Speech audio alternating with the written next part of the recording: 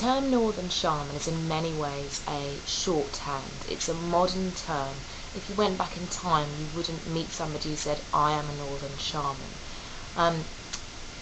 Really what it's referring to is it's a sort of generic term to bring together a group of practices which we can sort of identify as having a sort of cohesiveness, as having a sort of a way of viewing the world.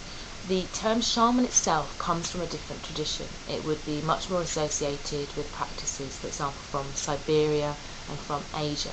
So the term shaman itself doesn't actually fit with sort of northern practice, but it's often used now as a term which we're actually using to refer to shamanic practice.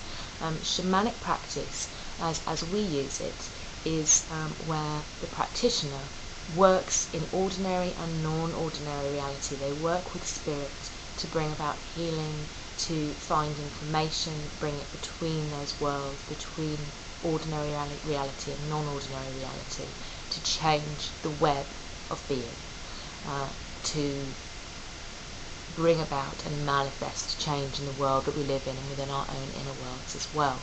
And if you look at the practices, the sort of energy practices, healing practices that were happening within the North, you can say yes, there's a lot that is identifiable as having commonalities with shamans. But really what we should be doing is talking about shamanic practice in a sort of broader sense rather than a shaman, but it is easier to talk about a shaman rather than to always say shamanic practice. Now, when we talk about a northern shaman, we're talking about people who therefore use that sort of, use practices which we can see, yes, those are shamanic, but they also use very specific techniques which are specific to the location, which are specific to Northern Europe, which we can identify through a sort of common linguistic inheritance, common Germanic, or sometimes it's called Teutonic, family of languages, which include things like Anglo-Saxon, Old Norse, Old Icelandic. We can also identify sort of the Northern Shaman through a particular worldview, through the interaction with gods such as Odin, who's also called Wotan in Anglo-Saxon, through spirit beings who are sort of common and are recognised across their sort of northern countries, and through larger frameworks such as the world tree, and you will often find the world tree referred to in broader shamanic practice as well, and we'll come back to that in a moment. So if we were to look at the sort of historical northern shaman, we would meet a wide variety of peoples. We would meet people who might self-identify as being seed workers or spake owners or volvers, people who you would look at what they were doing and say, this is clearly shamanic practice. They're using drum, they're using voice to bring about altered states, to bring about trance, so that the seed worker can go in and can journey into non-ordinary reality, to bring back information, to make change come into being. We might also meet rune masters or Galdra masters. Galdra is the use of the runes for spell work and again to bring about change. And the runes are tied in very much with language. They are the alphabet that was used by the Germanic peoples, but they're much more than an alphabet. They are a sort of system of understanding the cosmos. They are sort of keys that have different resonances, they have different meanings. They're a magical alphabet. So you can work as a shamanic practitioner through the use of the runes as well, through the use of seed, and very much through the identification and the use of frameworks which recognise the sort of spirit, world of spirit, either sort of gods or divine ancestors such as Odin, Frigg and Freya can be worked with, as well as the very specific construct of the world tree, which is known as Yggdrasil, which means Odin's steed.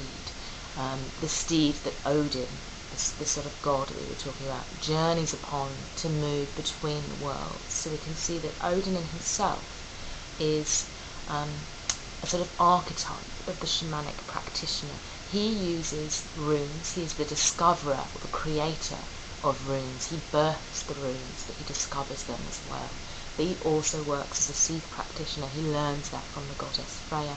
So in many ways he is an archetype which we can use as northern shamanic practitioners. We can follow his example to understand what it means to be a shamanic practitioner, to work with the runes, to work within the context of seed.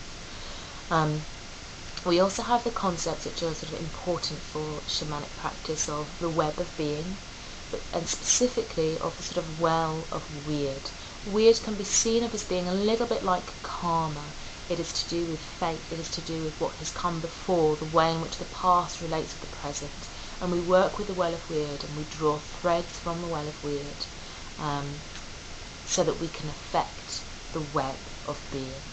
And those sorts of concepts you will find in broader shamanic practice too. The idea of different worlds, the sort of middle world, might be likened to Midgard, which sort of means middle home in the northern tradition.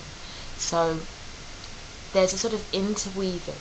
You can see that shamanism or shamanic practice fits in very nicely with the northern traditions, but they are not completely the same. You can be a shamanic practitioner, as I am. I work within a shamanic worldview of the way that we can heal ourselves, of the way that we can change our own realities.